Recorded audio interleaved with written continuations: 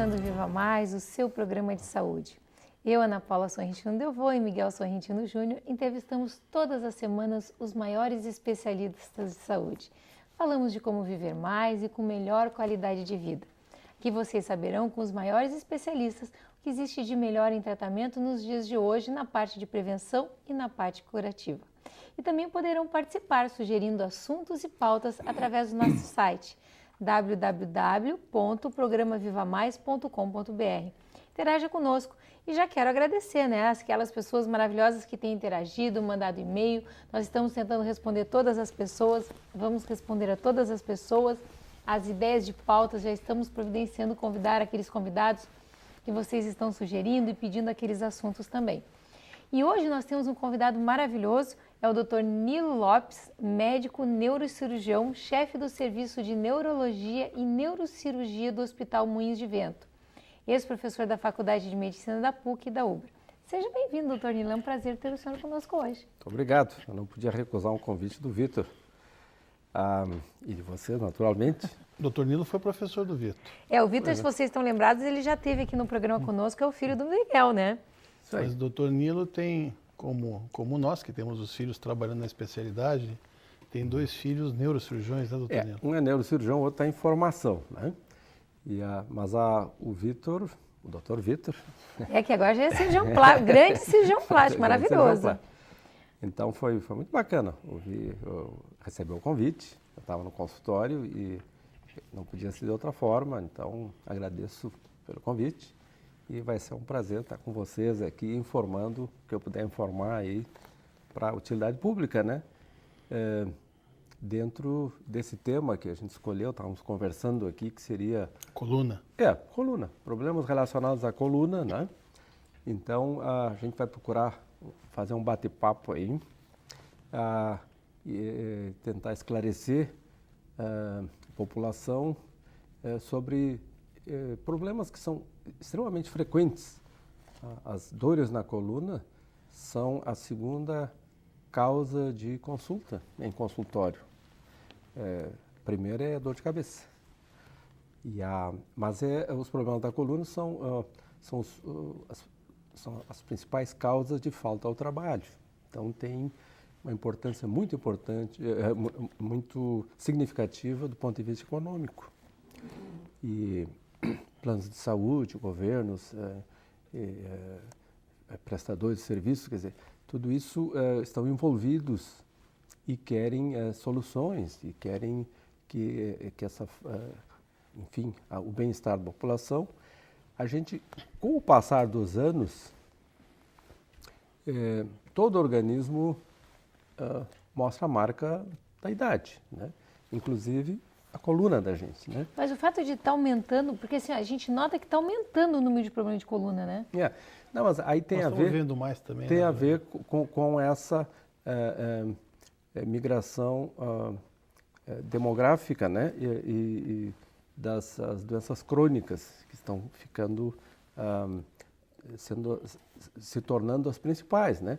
As doenças infecciosas que costumavam ser as principais, em número, estão dando lugar a essas chamadas doenças crônicas.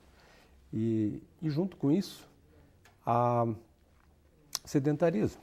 O indivíduo, de uma mesa de comando, ele faz a vida dele, né? Ele não precisa mais, vamos dizer assim, ir até o banco, né? Ele não precisa mais ir até a telefônica, né?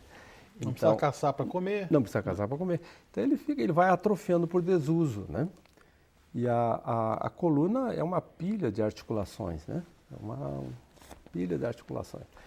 E qualquer articulação precisa de músculo. O músculo é que dá o sustento, que dá o bom funcionamento, que absorve impactos, que faz com que a articulação funcione bem. A gente observa um paciente que teve um acidente vascular cerebral que paralisa um lado, frequentemente ele desenvolve problemas com o ombro, por exemplo, né? O ombro que não movimenta se torna um ombro doloroso pela atrofia da musculatura, pelo desuso, e se torna se cria uma situação muito dolorosa e que o indivíduo não consegue fazer fisioterapia porque dói o movimento, né? Então, isso, claro que o desuso causa também uma atrofia muscular, não tão severa quanto uma paralisia, no caso um acidente vascular cerebral, mas determina o quê? Determina uma aceleração do processo de degeneração da coluna, né? Quer dizer, grande parte desse pessoal que se queixa de problema na coluna e dor poderia prevenir isso se fosse mais ativo. Exatamente. Se fizesse exercício. Exatamente. Tem uma a principal arma que nós temos para prevenção é reforço muscular. Reforço muscular dos músculos, principalmente da coluna lombar, que é a parte, vamos dizer assim, móvel da coluna e que requer fortalecimento dos músculos do abdômen e dos músculos lombares. E toda a cintura, que são os músculos que vão manter essa pilha de músculos, pilha de ossos, pilha de articulações, funcionando da forma que se quer. Uma vértebra se movimenta em relação à outra como um joystick, como um controle desses de videogame, né? Tem movimentos nesse sentido. Com a perda da musculatura, começa a acontecer movimentos anormais na coluna, de translação, excesso de movimento e com isso um desgaste maior, né? Quer dizer, a causa principal, eu ia lhe perguntar, porque a gente recebe muito paciente com dor na coluna, principalmente a coluna lombar. Isso. A causa principal da dor na coluna lombar é fraqueza da musculatura. Exatamente. Então, a gente sabe assim que fatores determinantes, se pegar uma lista assim, de fatores determinantes, um deles é postura. Então, o indivíduo que permanece sentado por muito tempo, em função das suas atividades, 6, 8 horas por dia, sentado, inclinado para frente, digitando, costurando, dirigindo, né? Carimbando, né? Nós, profissionais Às liberais... vezes até mesmo operando, cirurgião, né? Cirurgião dentistas. Então, então, assim, a posição sentada, a má postura, então, isso é uma coisa. Então, a postura ideal do indivíduo sentado, que se acredita que é mais ou menos unânime, assim, em se dizer, é numa cadeira que tem um assento que vai até o joelho, né, que a pessoa sente com toda a coxa, né, que permita uns 20 graus de inclinação, que se apoie as costas, que tem um apoio lombar também, aqui nessa região no vazio, aqui atrás. Que a grande maioria das cadeiras não tem. Não tem. Então, já existem cadeiras ergonômicas, mas a gente tem que investir nisso. A gente que vai ficar uma série de horas por dia sentadinho tem que investir numa cadeira. Bom, então a postura. E os pés têm que estar apoiados, os braços apoiados, e aí o computador então trazido para essa posição. É mito, é verdade que se a gente sentar e encolher a barriga, ajuda na postura da coluna? Mas não aguenta ficar assim muito tempo. É? Porque tu é não uma consegue. coisa que a gente Estou aprendia na tentando faculdade. aqui, mas deve ser horroroso. Tu não consegue. Não, tu sabe que Não consegue. uma das pessoas na faculdade me ensinou que se a gente mantivesse a barriga encolhida, ajudava na postura. Toda hora que eu me lembro, eu estou trabalhando. Não, na hora da foto sai melhor, né? Mas tu não consegue ficar nessa posição muito tempo. Então a tendência é ir desmoronando. Então tem que ser interrompida a posição sentado. Nem que seja por 2 minutos, caminhar, fazer alguma coisa, mudar as áreas de pressão e sentar de novo. Existe um tempo? É o seguinte, ó, os discos, nós estamos falando em degeneração da coluna. Os discos, que são as almofadinhas que tem entre cada 2 vértebras, eles são a maior estrutura avascular do organismo, a maior estrutura sem vasos sanguíneos. A gente corta o disco, ele não sangra, tá? Não tem vaso. Então, e tem algumas células no centro do disco que produzem uma proteína que segura água no disco. Ele se nutre por imbibição? Ele se nutre por imbibição. A vértebra de cima e a vértebra de baixo o corpo da vértebra tem muito sangue. Se tu colocas uma agulha numa vértebra, aspira sangue. Então, por assim dizer, a vértebra sua sangue para dentro do disco. Só para quem, desculpa lhe cortar, mas para quem está assistindo, porque normalmente todos os tecidos do corpo humano têm que passar por uma vascularização, ou tem que ter muita vascularização ao redor, por isso que eu falei por imbebição, que é para ele aproveitar o sangue que circula do lado. Quer dizer, no caso do disco vertebral, ele absorve a energia dele, a comida dele, das vértebras em contato. Isso aí. As vértebras transudam, né? Então passa assim oxigênio, glicose, aminoácidos, e o lixo também é recolhido dessa maneira, o material de metabolismo da vértebra. Então o que acontece é que o disco ele precisa sanfonar para que isso aconteça. Então, isso quando o indivíduo está caminhando, ele está sanfonando. A pessoa está mudando o peso, ele está então respirando e se alimentando, recebendo os nutrientes. Se o indivíduo ficar sentado por um período muito longo, o disco fecha o nariz, ele para de respirar. Né? Claro que existe um tempo aí que ele consegue ficar assim, mas essas células que tem no disco e que se nutrem e que produzem essa proteína, elas têm uma morte programada. Isso está no DNA da gente. Elas vão morrer num determinado tempo. E com essa história que você estava perguntando, do indivíduo ficar sentado mais tempo, o que vai acontecendo é que a gente começa a acelerar esse processo de morte. Então vai diminuindo essas células, vai diminuindo a produção dessa proteína e os discos vão se desidratando. E nós vamos perdendo altura. Nós vamos perdendo alguns centímetros aí no decorrer da vida. Para quem trabalha sentado, eu sei que para cada pessoa existe um tempo, não dá para dizer assim, generalizar. Para ti só meia hora, para ti 15 minutos, mas já foi feito algum estudo que diz assim, olha, o ideal seria a cada 20 minutos levantar, ou cada meia hora? Então a regra é mais ou menos isso, não mais do que um período de aulas. Né? 40 minutos, mais ou menos. Então, assim, interromper a posição sentada e quando estiver sentado, com o peso distribuído pela maior superfície do corpo. Então, diminui a pressão vertical no disco. Se tu está encostado, a tua coxa está encostada, você está sentado, os pés estão apoiados e os braços também. Então, diminui essa pressão. Interrompendo a posição sentada e por isso que as aulas hoje em dia são dadas de intervalo de uma hora. Mais ou menos 40 minutos. 40 minutos. Não dá para ficar sentado escutando o Hugo Chávez. Não, assim, muito menos.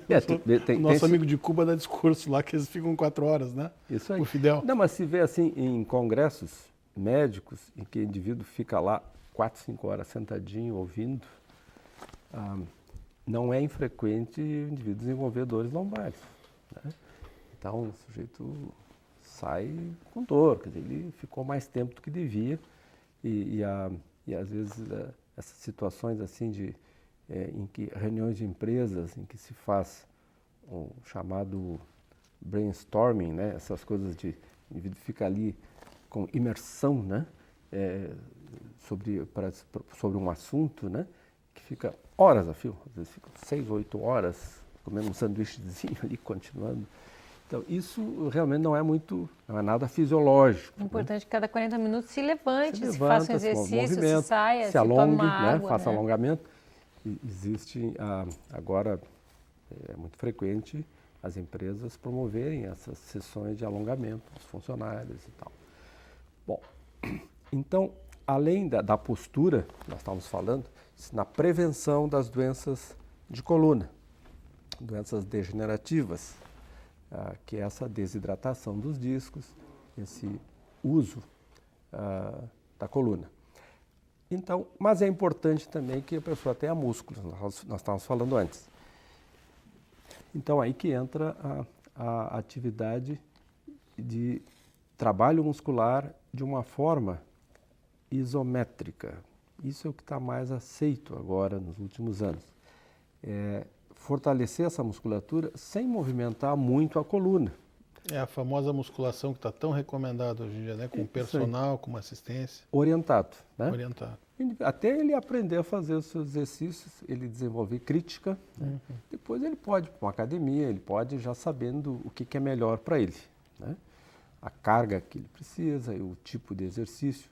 Então tem muitos conjuntos de exercícios que se vê assim em Pilates, em RPG e assim por diante, e que utilizam essas técnicas de fortalecimento muscular isométrico, em que o indivíduo, por exemplo, faz a contração do músculo abdominal sem precisar encostar a testa lá no joelho, né?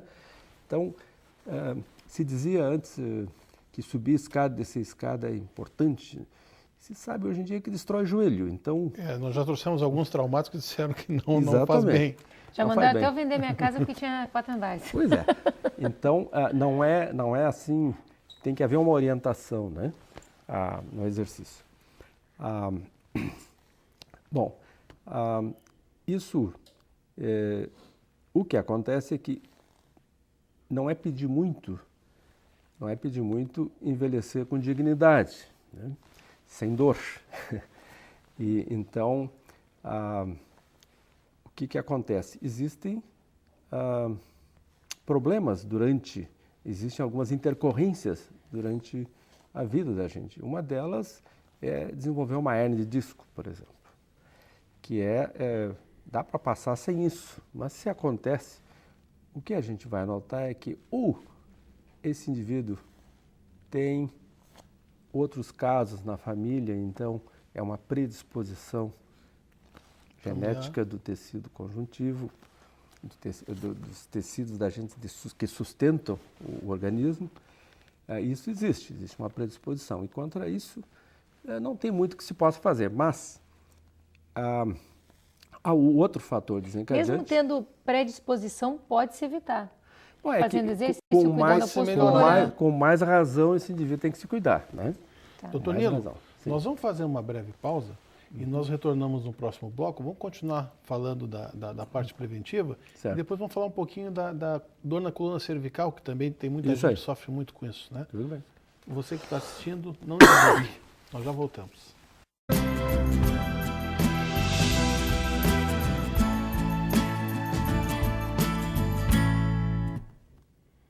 Olha, espero que você não tenha desligado, né? Ou que você que está nos vendo aí pela primeira vez hoje, nós estamos entrevistando o Dr. Nilo, que é neurocirurgião. O neurocirurgião, foi professor já do meu filho. Tem quanto tempo de praia, doutor Nilo?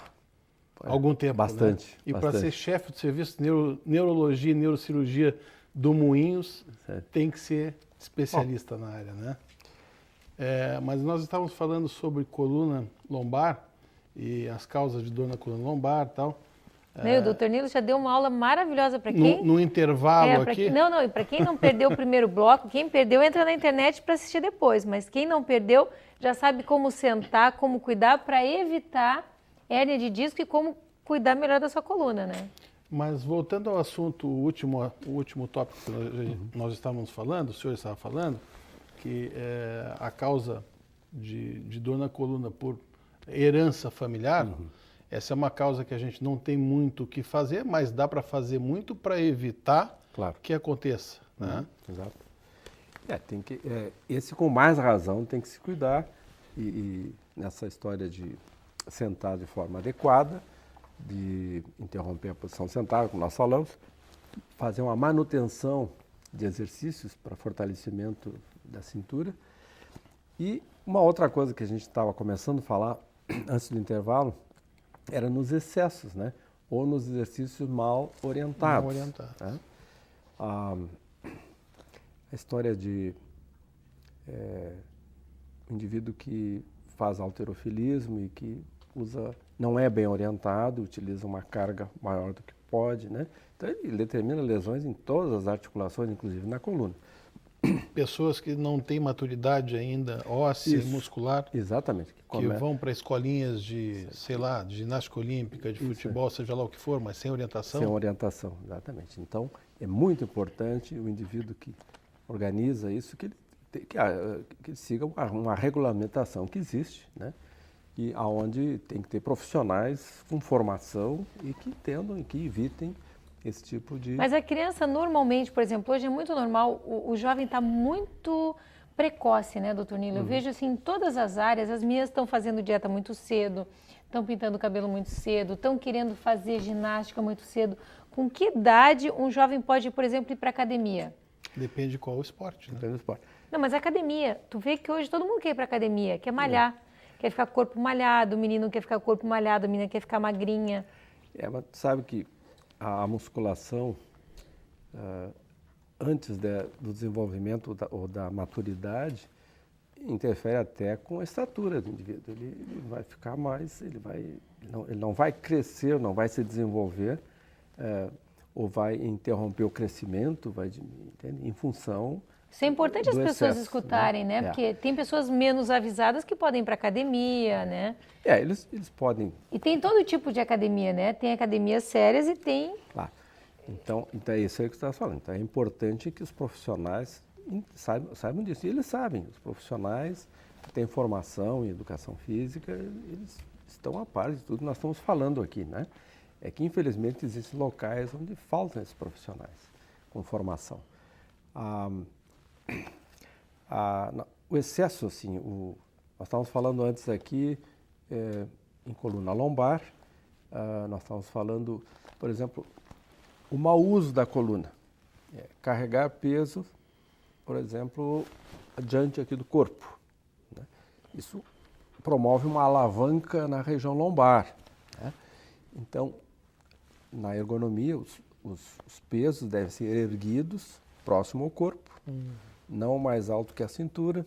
Então, as prateleiras deveriam ser à altura da cintura e não muito acima dos ombros, né?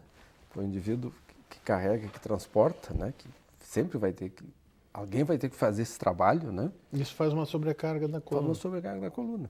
Então, a gente vê assim que esses indivíduos, volta e meia, faltam ao trabalho, eles têm hernias de disco, eles aceleram o processo degenerativo por forcejar de forma errada ou não orientados para isso, não treinados para isso. Indivíduos que forcejam, que erguem peso, eles usam uma cinta especial para isso, né? Então, e são treinados a fazer um aquecimento antes, que é uma coisa que nós não fazemos quando a gente dirige daqui a Florianópolis e descarrega o porta-mala na chegada, né? Tem que estar sentado o tempo todo. 4, 5 horas, né? E depois nem se descarregar. alonga e vai descarregar. E vai descarregar. E não faz um aquecimento, não prepara a musculatura. Os músculos da coluna, todos os músculos que nós temos nas costas, que desde o pescoço até o sacro, esses músculos, eles se inserem nas vértebras, todas as vértebras. E se esses músculos estão preparados, quando se executa um movimento, eles é que determinam quantos segmentos da coluna vai participar no determinado movimento. A semelhança de quando se pega um bambu pelas pontas. Cada nozinho do bambu cede um pouco e o movimento é realizado de uma forma harmônica. Sem o aquecimento, é como se a gente tomasse o bambu ou o caniço próximo. Então, o movimento vai ser executado sem a participação da musculatura e poucos segmentos vão participar. E uma vértebra vai se aproximar muito da outra e vai, por assim dizer, mastigar o disco. Então, é aquele indivíduo que vai dar um saque no tênis, né? Ou tirar um inso, arrancar um inso, e tem aquela dor súbita, um clique, né? E uma dor terrível nas costas, que pode ou não estar irradiando para a perna, ou no pescoço, que pode ou não estar irradiando para o braço, que é uma hérnia de disco ou uma ruptura de disco aguda, por forcejar de forma inadequada, sem a preparação da musculatura, né? Então, quando a gente está com o corpo frio, quando a gente está parado, a gente olha, por exemplo, um engradado de bebida. Aquilo é feito para 2 pessoas, né? Mas a gente frequentemente carrega sozinho. Então, como é que se deveria fazer? Bom, um de cada lado, dobra os joelhos, cada um apanha de um lado, a gente forceja com as pernas e não com a coluna. Com a coluna. Tá? Bom, um botijão de gás, uma carga assim que volta e meia, troca o botijão, fulano. A gente tem que tirar, às vezes, debaixo de alguma coisa, carregar aqui. Então, assim, pensar sempre na coluna antes de tentar fazer alguma coisa desse tipo. Na coluna cervical, as causas também são relacionadas à musculatura e exercício mal feito? Aí, muito da postura. Nós estávamos falando, a cabeça tem que ser mantida em cima dos ombros, tá? Evitar este movimento de translação que a gente frequentemente faz. Da mesma forma que carregar peso aqui na frente é nocivo para a coluna lombar, o deslocar a cabeça para frente e ficar nessa posição é nocivo para os discos cervicais. É uma alavanca, força, acelera o processo degenerativo. E então, assim, a postura é muito importante. A outra é carga assimétrica, é carregar uma sacola de um lado, forçando o pescoço para o outro. Ou fazer exercício com pesos, porque o sujeito quer fortalecer o bíceps. Então ele está erguendo um peso para o bíceps. Se ele começa a colocar uma carga maior, daqui a pouco ele está forçando, trabalhando o pescoço também. Né? Então isso aí é orientação, por isso que o técnico lá, o colega, o profissional vai dizendo, olha aqui, para a tua massa muscular, começa com tal peso, depois, dependendo para que tu precisas, isso a gente vai desenvolvendo. De repente é só manutenção, então não precisa estar aumentando muito essa carga, né? Então assim, trabalhar errado. A carga assimétrica no ombro, uma sacola pesada, um computador, mais não sei o que mais, que o indivíduo caminha com aquela carga, forçando o pescoço. Uma época que os anestesistas de Porto Alegre, por razões profissionais, eles carregavam todos os seus equipamentos numa maleta e faziam anestesia num hospital na Zona Sul, num hospital na Zona Norte, e carregavam aquela maleta, só não ia o paciente ali dentro, mas o resto ia tudo, porque eles queriam trabalhar com um equipamento bom e nem todos os hospitais forneciam isso. Então, era impressionante assim, a quantidade de problemas cervicais nos anestesisistas. Estou falando isso 30 anos atrás. Né? Uma forma de prevenir, eventualmente, seria carregar. Se tiver que carregar, dividir o peso. É tipo bandoleira, com bandoleira, sabe? Com atravessado aqui assim. Ou um pouco em cada braço. Ou mochila. Desde que a mochila não tenha mais do que 10% do teu peso, né? Então, 10% do meu peso numa mochila já é pesado. Toninho, e quem viaja muito de avião? Porque às vezes a viagem longa de avião, a gente chega com dor nas costas, né? Então, assim, o que a gente pode fazer para amenizar isso? Em primeiro lugar, tem que viajar light, viajar com pouco peso. A gente sabe que a gente sempre carrega mais coisa do que precisa, né? Principalmente, o problema é quando se vai para exterior, né? Exterior e duas regiões, assim, exatamente, tem que levar a roupa para frio. Com o inverno e quando volta. Então, eu acho assim, a quantidade de gente que tem problemas agudos em viagem é muito grande. Muito grande. O que eu sinto assim, é que aquelas poltronas de avião são muito desconfortáveis. Então a gente sempre não tem como se ajeitar. O tempo longo dentro do avião liquida com a coluna da gente. Eu tenho uma fantasia, que é pegar o cara que idealizou aquilo, que fabricou aquela poltrona, e largar ele sentado 12 horas para ver se ele ia gostar. Porque assim, o encosto para o pescoço não existe, né? E como eu já estou meio velho, se eu fico com o pescoço para trás, começa a roncar ou dói, chega a doer a língua, né? A coluna, então, espaço para as pernas nenhum. Tinha que pegar o cara que fabricou a coluna, fabricou o banco, amarrar ele 12 horas para ver como é que ele ia se sentir. Eu acho que a poltrona, ela tem aquela alavanquinha para reclinar, né? Então, Que não reclina mais hoje. Não, porque eu acho que ela já começa a inclinar para frente, né? Quando o sujeito reclina, ele fica retinho. Ele vai para a posição. E é terrível. Realmente, então, são muitas horas, né? Dependendo do voo, em que a pessoa fica limitada, fica presa ali, e principalmente se tu está lá no meio ou perto da janela, então tu não tens condições de estar saindo, ficando em pé um pouco. Não, eu imagino se todo aquele povo resolver caminhar, não tem o que fazer. Vai sacudir o avião, né? Não tem o que fazer. O que existe hoje de técnica diagnóstica para a coluna? Bom, Porque a coisa mudou muito, né? mudou. Ainda o mais importante é o exame clínico. É o exame em que a gente ouve a história do paciente, ele vai contar para a gente a dor, a gente vai ver as características da dor, o que piora a dor, o que melhora a dor, como é que começou, há quanto tempo, se é uma dor que vai e vem. Então a gente, em geral, o indivíduo que vai por problema de coluna procurar a gente é por causa de dor, ou por uma deficiência neurológica, uma perda de força, uma perda de sensibilidade, mas quase que sempre com dor também. Então, o exame clínico é o mais importante e a partir daí que a gente então vai partir para outros exames. Então, hoje em dia se tem exames de imagem espetaculares, desde as radiografias, o padrão melhorou muito, exames funcionais da coluna em movimento, em que se faz flexão, extensão, se vê como é que funciona esse conjunto de articulações, se está havendo deslocamentos ou não.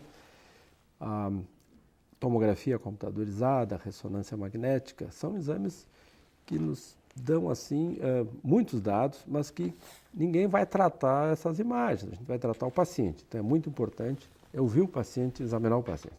Então, despender tempo examinando e correlacionando as informações com o exame clínico, o exame que se faz no paciente.